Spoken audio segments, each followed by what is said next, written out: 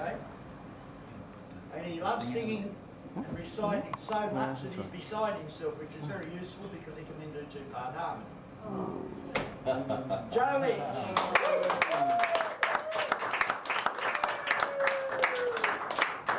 See you guys.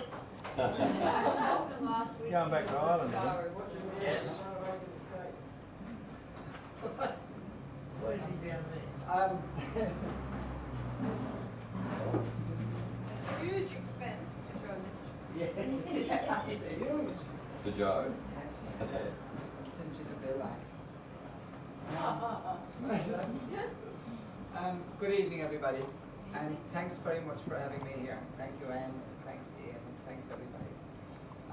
We were here one other night before and sang a few songs for you then. But this is a real buzz for me because nobody ever booked me to sing any songs or anything before. They always, actually, I've been paid before to shut up. So look, Well, you won't get paid here, Joe. But anyway, I'm only learning to play the guitar, so I'm only going to use it for. But it looks a bit cool, you know.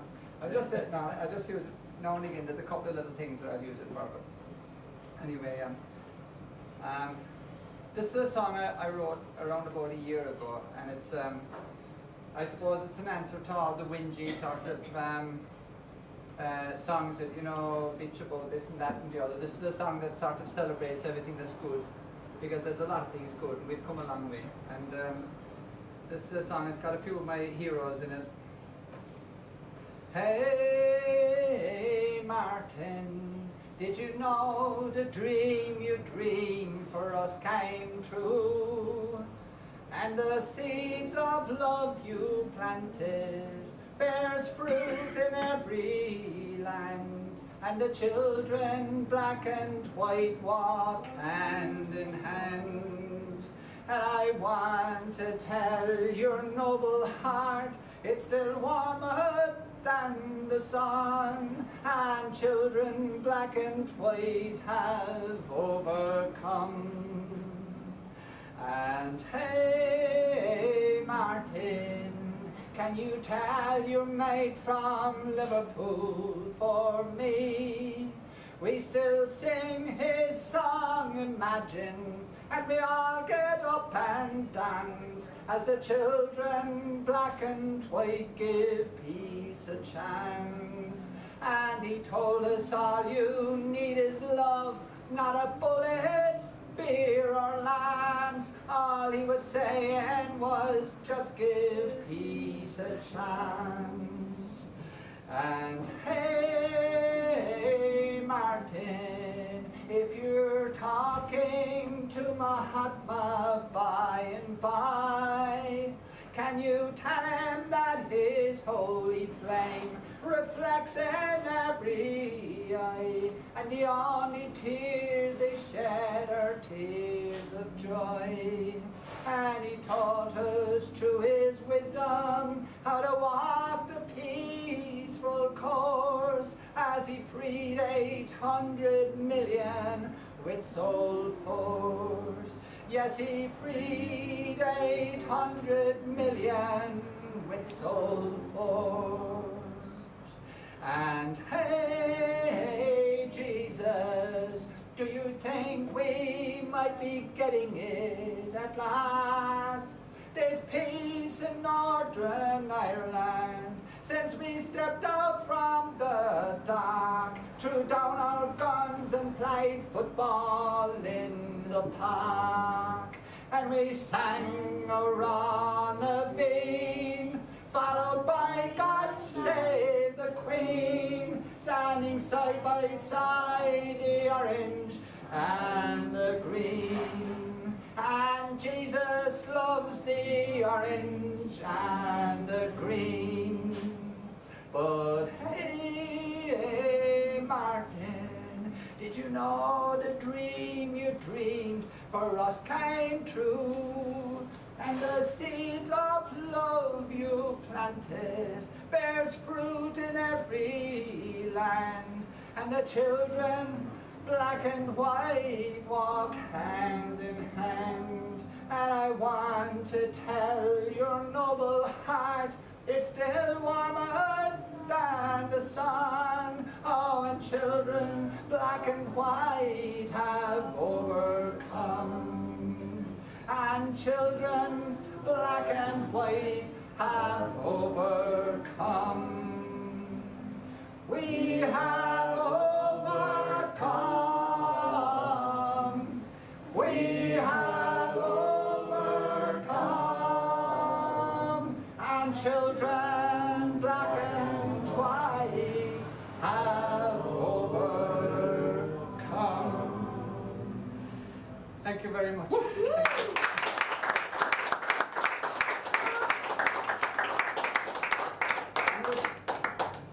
I'm going to do a little poem for you now, and it's an Irish poem, so it requires an Irish accent, so I'm just topping up.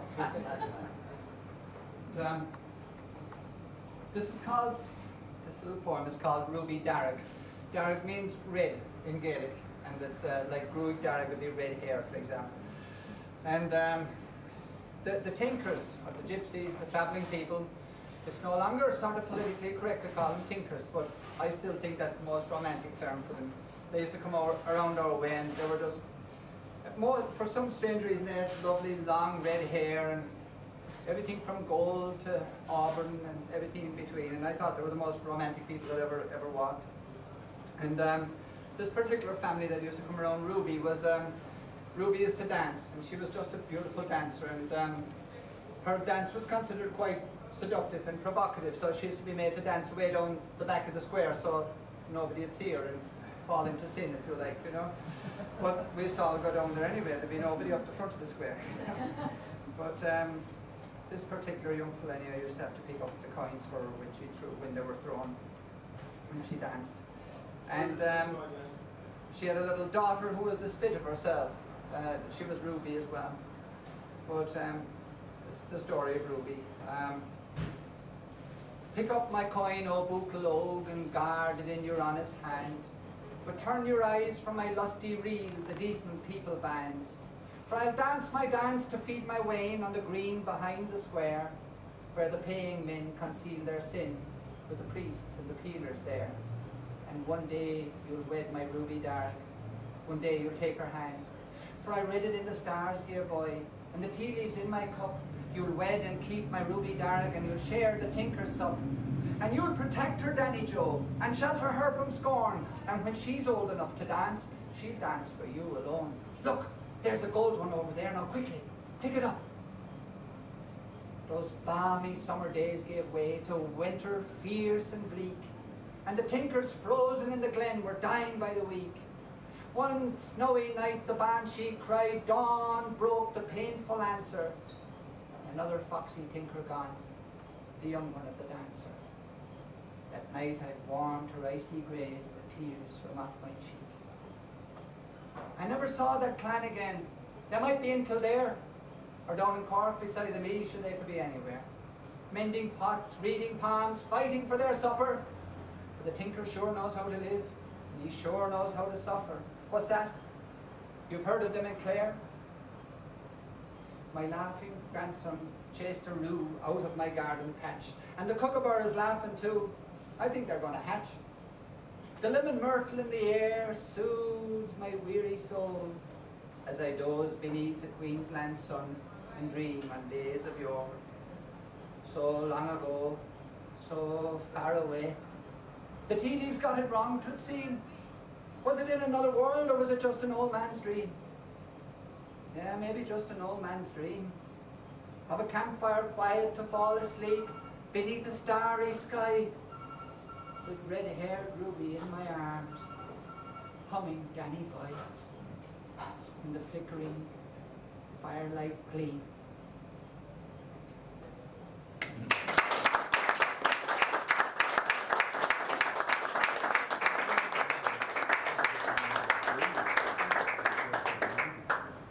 Thanks very much. I wrote another Ruby one as well for Ruby.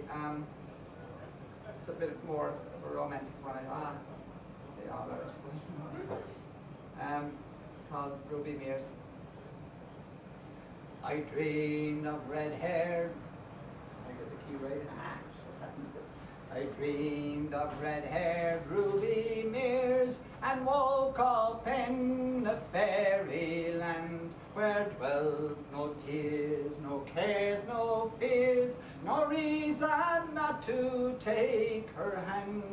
And all around sweet music played and called and wooed us into dance. Her gypsy kinfolk fiddlers played and celebrated our romance, and we danced to the strain of the fiddler's bow. We danced to the raggle-taggle gypsy, oh, and we danced on the hills and the valley down below.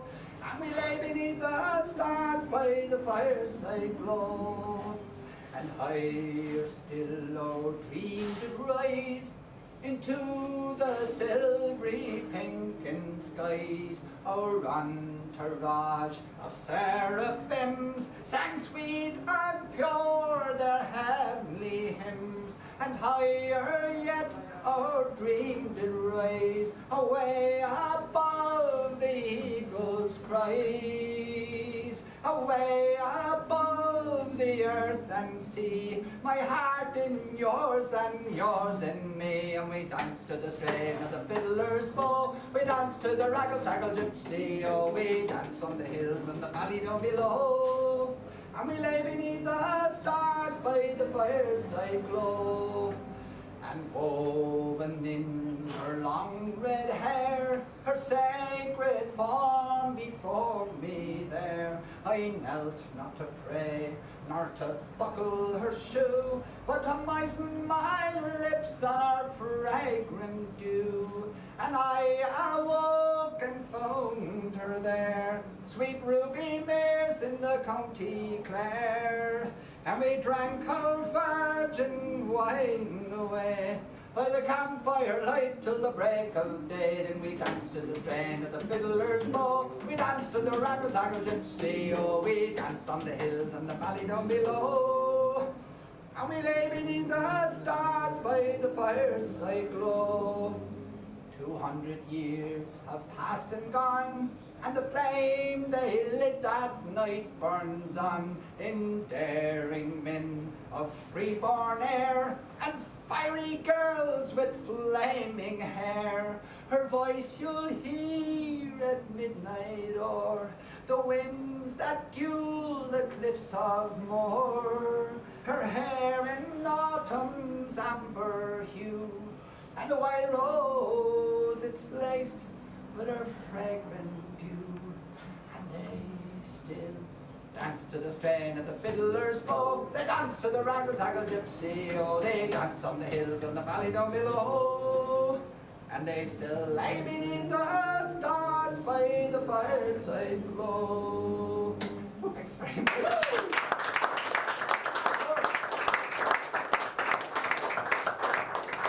Good job. Thanks, guys.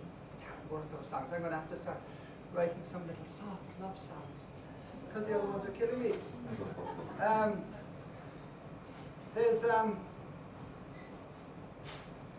I'm going to do a song for you, a thing. I don't know whether it's a song or a poem or a spiel or what it is, but I wrote this for my son, our son, I should say. He's over in Iraq. His name is Joey, and he went over there before Christmas. And you miss your kids at Christmas time, and you really miss them if they're in Iraq at Christmas time. And anyway, we were in Woodford and at the folk festival, and there was this was really pressing on me. And anybody who writes songs or poems, you know what it's like when there's something really, it's like it's there in front of you, it just needs to be written down, you know. And so I'm going to do that for you now, and it's called Somewhere Over in Iraq. Hang on a second now. I know where the key is for this, sort of. Jesus Christ. What was it, Vicky? Just, oh no, I know where it is. I know where it is because I changed my mind now. I can't play it. I was trying just to give it a key.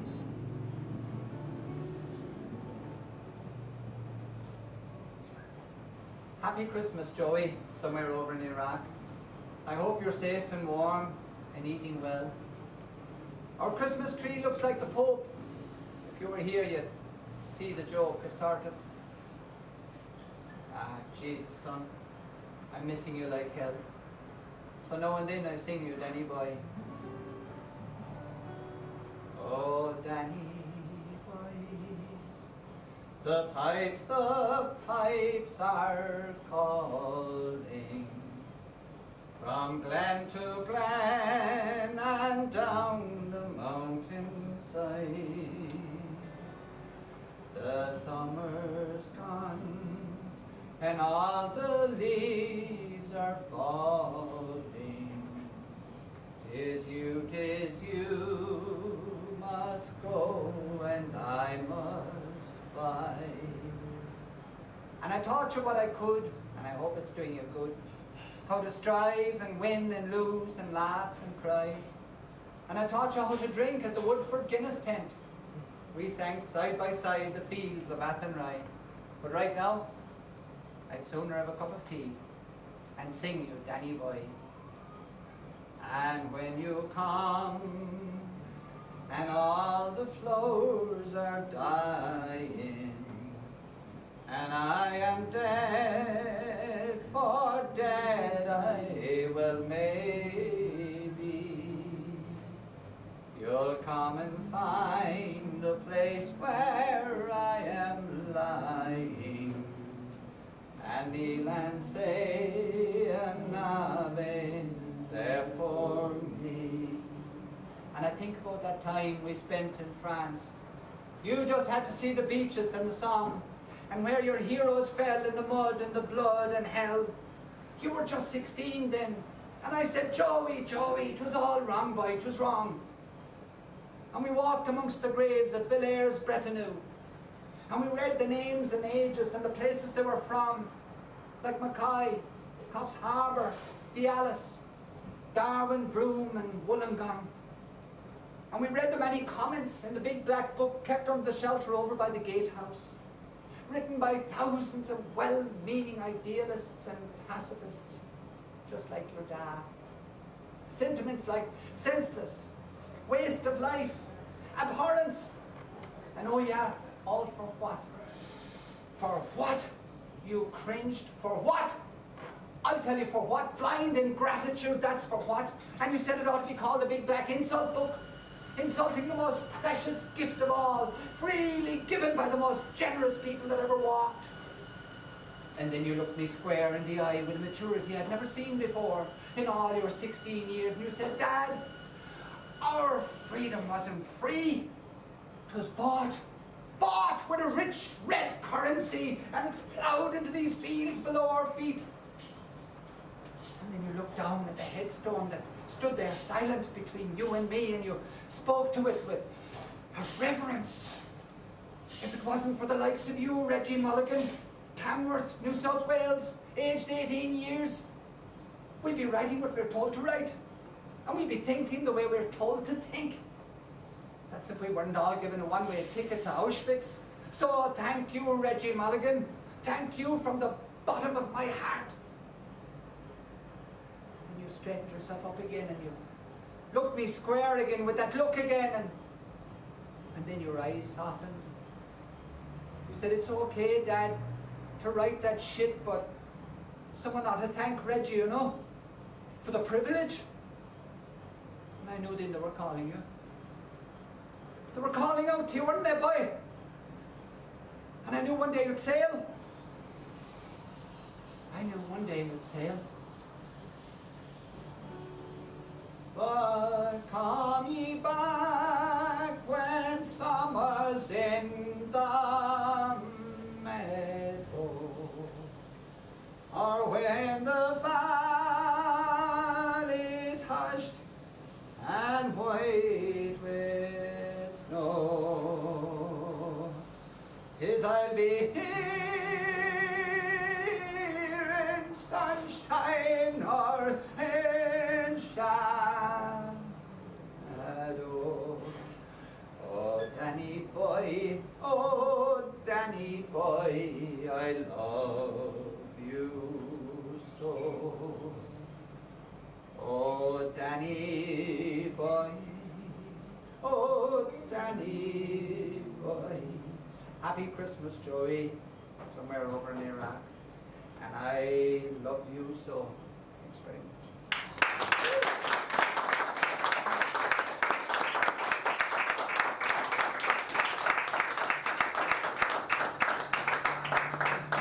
Can I just tell you, I was going to work this morning, 6 o'clock, heading down the hill from Delaney, heading down the steep hill in Road. My phone rings. Brr, brr. He's on holidays. He actually get holidays from the war now, isn't it? and Dad, Joey, where are you, boy? I'm in Paris. And so his girlfriend has gone over there and met up with him. She's in Brisbane, or she was in Brisbane, and she's gone over. And I put that on a CD, that thing that I just done for you with Cloud Street and the music on it. And the music is really powerful. It really lifts it. And so anyway, he reckoned it's, he said, Dad, it's the best thing you ever written. So that was a great compliment from him, because you know how cuttingly honest your kids can be. They can say, that's crap. Like, and you think, no. And the guy says the best thing. So yeah, I was rapt that he liked it, you know. And he said, guess what, Dad, I have news for you. Engaged. And this was this morning at 6 o'clock. And I'm just over the moon. I'm so happy all day, because we absolutely love her. Cammy, her name is. And so he, thanks, Alex. And he goes off back in a few days back to Iraq again. So, well, hopefully before too long he's back over there, you know. Anyway, so that was it. Yeah. I wrote this a few years ago. How are we going for time? It's getting along. It's getting along. Better hurry up. No, I leave that one. Yeats, William Butler Yeats, one of my favourite poets ever. This is back to the fairies in Ireland. I mean the fairies, the original fairies now. And I think it's fairies. Anyway, it's called The Stolen Child. Where dips the rocky highland of Sleuthwood in the lake, there lies a leafy island where flapping herons wake the drowsy water rats. There we've hid our fairy vats, full of berries and reddest stolen cherries. Come away, O human child, to the waters and the wild, with a fairy hand in hand, for the world's more full of weeping than you can understand.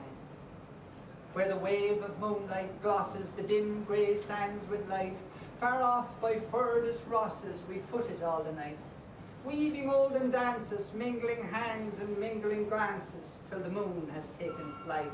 Come away, O human child, to the waters and the wild, with a fairy hand in hand, for the world's more full of weeping than you can understand. Where the wandering water gushes from the hills above Glencar, in pools among the rushes that scarce could bear the star, we seek for slumbering trout, and whispering in their ears, bring them on quiet dreams, leaning softly out from ferns that drop their tears over the young streams. Come away, O human child, to the waters and the wild, with a fairy hand in hand, for the world's more full of weeping than you can understand. Away with us he's going, the solemn-eyed. He'll hear no more the lowing of the calves on the warm hillside, or the kettle on the hob sing peace unto his breast, or see the brown mice bob round and round the oatmeal chest.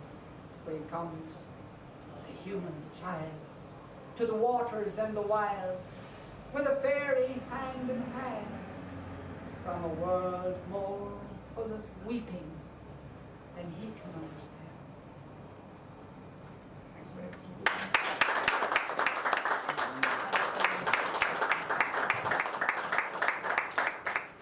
When I was a young lad, there was this fella came around one time, and like we're out in West Cork and farming country, and this old man came around one time and he had a long white beard and long white hair. Wasn't he? Cork around about 1960. And anyway, no, he had this long, loads of hair, and it was really long, and a long white beard, and he's standing above at the corner of the hen house, you know, and we went out, my mother and we both got a terrible fright. And then my mother said, "You frighten me. What are you doing standing there? You poor man. Are you hungry?" And she's the most generous person in the world. So she brings him in and gives him a great big feed. And his conversation was very, very strange. Like, you know, where are you heading, where are you going? Christ, he had some really queer story to tell. Like, and that was all right. At Mass on Sunday, she's talking to the other women around the area. And they all had seen him as well. And Mom was a very funny person. And she nicknamed him Moses because he looked like Moses out of the Bible, you know. And so they all had the name Moses on him. And 2 or 3 weeks later, he used to call in the houses, but his story was very, very strange to everybody. And then he disappeared, and we never, ever saw him again. And anyway, many, many years later, I was reading Yeats' poems, and I came across this one particular poem called The Tale of the Wandering Aengus. And it sounded just like this old guy that I see back in my youth, you know. And I thought, I bet now Yeats had run across somebody like Moses when he actually wrote The Tale of the Wandering Aengus. And I wonder about people like that, you know, whether they see the rest of us as being really flat and dull and boring, and that they're really where it's at, you know, because they've got this big mission going on, like, you know. So, what's this? I went out to the hazelwood because a fire was in my head, and cut and peeled a hazel wand and hooked a berry to a thread. And when white moths were on the wing and moth-like stars were flickering out, I dropped the berry in a stream and caught a little silver trout. And then I laid it on the floor and went to blow the fire aflame. And something rustled on the floor. Someone called me by my name. It had become a shimmering girl with apple blossom in her hair, who called me by my name and ran and faded in the brightening air.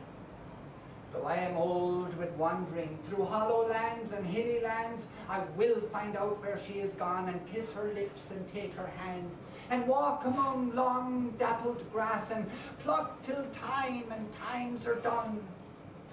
The silver apples of the moon, the golden apples of the sun. That's it.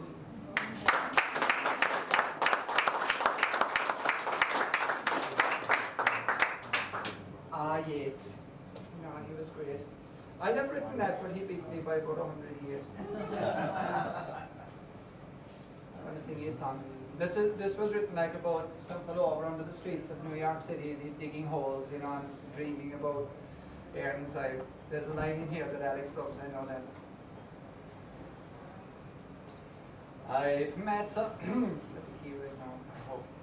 I've met some folk who say that I'm a dreamer, and I've no doubt there's truth in what they say. But sure, a body's bound to be a dreamer when all the things he loves are far away. And precious things are dreams unto an exile. They take him o'er